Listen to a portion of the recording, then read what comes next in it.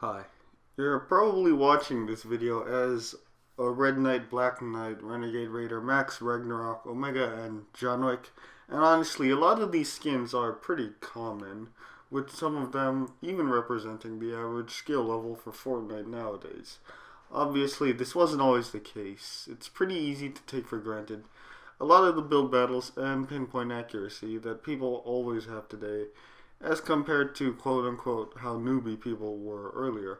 But if you played early enough, there was a time when you were considered a god if you knew how to build a one layer high 1x1. As Season 6 is probably here by the time this video is up, I'm going to be recapping the highlights and stereotypes of every player's skill and what Fortnite used to be like. And this will be from first-hand experience from someone who played pre-Season 1.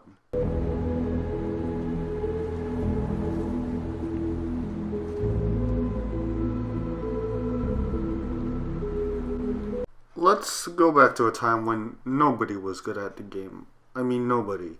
You're standing somewhere in late pre-season 1 when I joined. Maybe there was even earlier pre-season 1, but I didn't join then, so I wouldn't have any experience.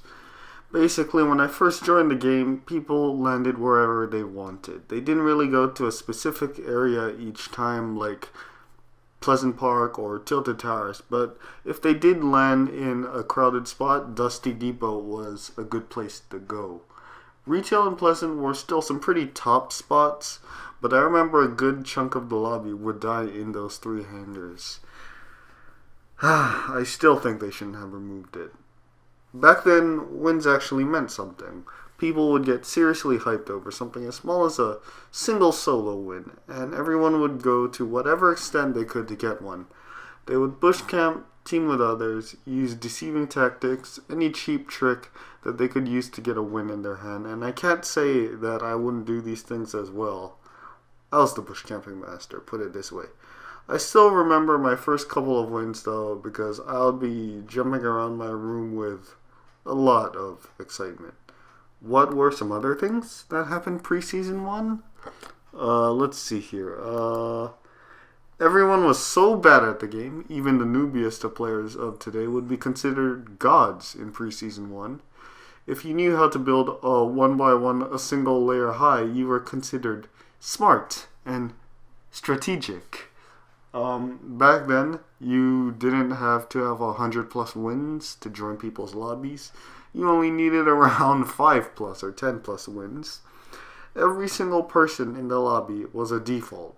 No, I mean everybody. There were no skins back then. There was OG music that you now have to pay with V-Bucks for today. Original SMG was there and revolvers used light bullets, no C4, no BMing. Stairway to Heaven was a go-to strategy for getting a win. Solo teaming was absolutely rampant, and everyone on your team would try and kill you with friendly fire. Oh yeah, and what was that one thing I forgot? Since everyone was still improving, nobody really cared about sweating to get a win, and everyone just played the game for fun carelessly. In my opinion, this was one of the best times of Fortnite. Alright, fast forward a few weeks and it's the start of Season 1. Oh hey, what's that? Landing Retail Road there. Killing everyone in the lobby. It's a sweat. In the first season, we had our very first skins released. Wow, so hype. Actually, not really, because Fortnite was bad, and nobody wanted their skins. Oh wait, they would actually go on to become some of the rare skins in the game, and no one bought them, so they're super rare. That's so sad. Alexa, play Despacito. In Season 1, Fortnite was just starting to blow up. The better players bought the skins in the season shop, and they would go on to become the ultimate gods of all time today. But back then, they could barely even build a wall. Still, even as time advanced, everyone was still bad and nobody built. This was a time where everyone was improving. The game devs with their game, the players with their skill, the community was all improving to make the game rise to the peaks of popularity. But the game was still bad at this time. But still, in my opinion, everything was a good time back then, and I had lots of fun. Just joking, I raged so hard. When Season 2 first came out, so did the very first Battle Pass ever. Season 2 only had 70 tiers instead of the normal 100 as it does now. Instead of maybe 80% of the players that are buying the Season Pass as of today, in Season 2, I'm going to say that maybe only 20% of the players that are playing Fortnite bought the Season Pass. Keep in mind that Fortnite wasn't that popular as it is now back then, and the people that did play it played it only for fun, not for skins or wins. I didn't really buy the Battle Pass until very late, and I just got the Black Knight 3 days before it ended. I'm glad I did because it's actually a pretty rare skin now. For the most part, however, everyone was still a default in Season 2. Fortnite Battle Royale was only out for a very small time, and the game was still picking up steam. On consoles, the frame rate was terrible, and guns are much harder to control and aim. The game was definitely a step down in terms of mechanics from what it is today, so not as many people wanted to spend money on a game they didn't enjoy as much, nor did they want to practice as much on it, which is why people were bad. The people that did practice and buy skins, even in Season 2, are often the Dark Knights or Gingerbread people that you honestly die against today. What else happened in Season 2? A bunch of weapons were added to the game, such as the suppressed pistol, SMG, and boogie bombs. There was a huge map update, adding so many new locations to the map, like the infamous Tilted Towers. Before that, everyone would just hit up Pleasant and Retail, but when Tilted came out, that's a story for another time. People were still bad at the game, but they were starting to learn how to build, and the absolute top tier of Season 2, they were even getting into your basic build battles.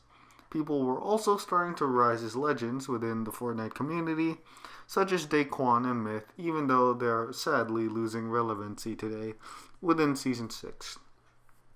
Also, as a side note, I got Save the World on Christmas, and I had the opportunity, because I had enough V-Bucks, to get the Merry Marauder and the Ginger Gunner, but I got a normal skin instead. Oh my god, I could have been a gingerbread dude. Whatever.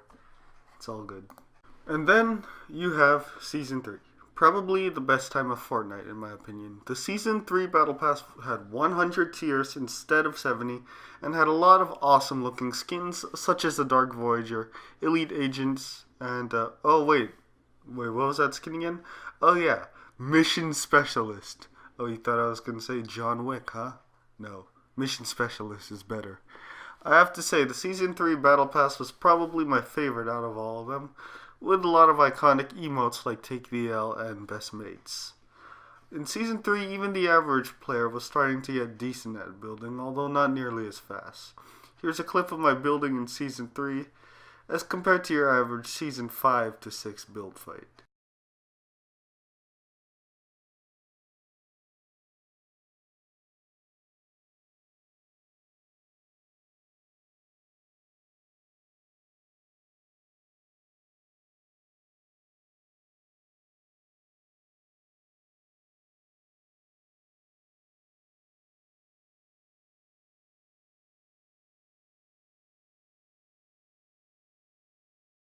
Back in this season, no one used pyramids, no one tried to block each other off in build battles, and people still called mats wood, brick, and metal. For example, hey, how much brick you got, dude? Rust Lords were considered gods in early Season 3 instead of bad players, and back then Myth was probably considered the best builder at the peak of his career, right up there with Ninja. Unfortunately, Myth has declined in popularity since then, though.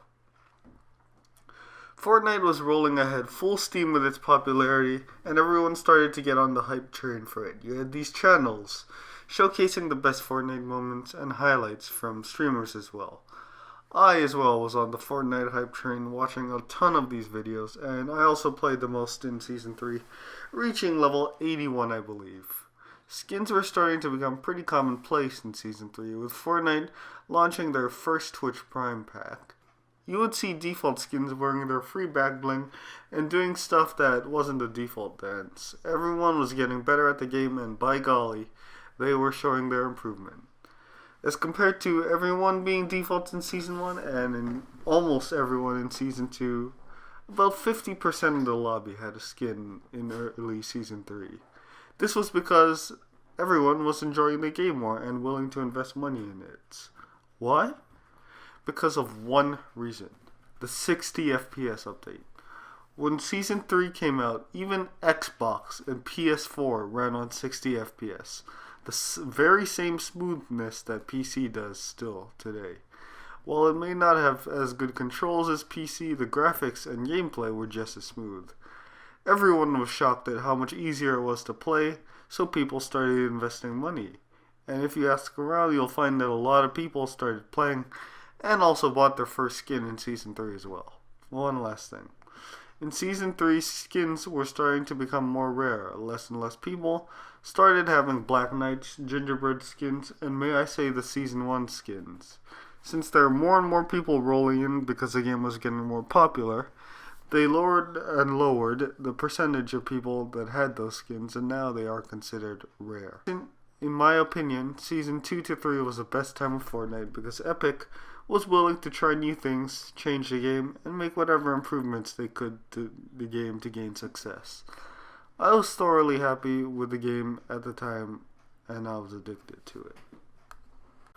Until Season 4 came out. When Season 4 first came out, I was extremely hyped. The first thing I did when I logged on was look at the Battle Pass, and I must say, I was quite disappointed when I reviewed it. I made a video honestly grading the Battle Pass, and I said it was bad. I still stand with that point. A lot of the skins were ugly, and those that were not were mediocre at best. However, the Battle Pass was not made me lose a lot of motivation to play. It was the changes to the mechanics of the game. For example, map nerfs to llamas, removal of the double pump, nerfing of the shotguns in general, turbo building buffs so that everyone knows how to build like Myth. The purpose of all these nerfs was so that the lesser skilled players would have more of a chance against the higher skilled players because the high risk high reward weapons wouldn't have as big of a reward. I found it extremely frustrating when I would land consistent shots against someone with a shotgun and have it take only a mere fraction of their health if it did more than 9 damage. The general nerfs were not the only thing that frustrated me either. I often found myself killing people back to back, but not as easily as I was able to before. Season 4 is when everyone started improving like crazy, and each fight was a struggle to finish. Obviously, this is not the fault of Epic, but the fault of people investing their time a lot into the game, which especially started in Season 3. For example, in Season 3 I could get a win when I wanted to. I would simply hop into solos, clean up, and often finish with a 9 to 12 kill game. Now I had to struggle to get around 4 kills in Season 4, and that is, I believe, is when I played the least in Fortnite, only reaching a level 55 by the end of the season, as compared to level 81 and 69 in Seasons 2 and 3. This was also when nothing was changed from the Battle Pass to Season 3, so a lot of these Fortnite is dying videos started popping up. Personally, I believe that it's nowhere close to dying even now, although it definitely has nowhere near as much hype as it much had. In Season 4, my favorite location pre-Season 4, Dusty Depot, was removed. They also made a lot of nerfs, added a bunch of guns that nobody really uses, Fortnite got stale, and people started to get bored. But hey, at least there was a Thanos game mode. Oh wait, here comes Season 5. Season 5 was a big improvement. They added the bouncers in Season 5, made Playground Mode permanent, and added ATKs. They also had an awesome Battle Pass featuring some awesome skins such as Drift and Ragnarok. I was a really big fan of the Battle Pass, but there was nothing new in it, just better stuff as compared to Cancer Zoe. In Season 5, they removed my second favorite place, Anarchy Acres, and added Paradise Palms and Lazy Links to compensate for that. I know they removed Moisty Mire, but nobody really cared about that place, let's be honest here. They added some pretty cool dynamic weapons and traps, such as the bouncer pads and scope thermal assault rifle. And while they weren't awesome weapons, like the addition of the heavy shotgun was, at least they weren't extremely overpowered. They also vaulted the drum gun, so that was awesome. One less spray weapon for the spray meta for the noobs. In Season 5, no streamer really exploded because every streamer was super popular, and there really was no more hype except for the Summer Skirmish series. Everyone remained at around the same popularity like Tifu, Ninja, and Dr. Lupo. Essentially, Season 5 was just a better version of Season 4. And now you have Season 6 with Shadowstones, a floating lake, and you can edit Playground mode to have super, super, super, super low gravity. Okay, thanks for watching. Let me know what I missed.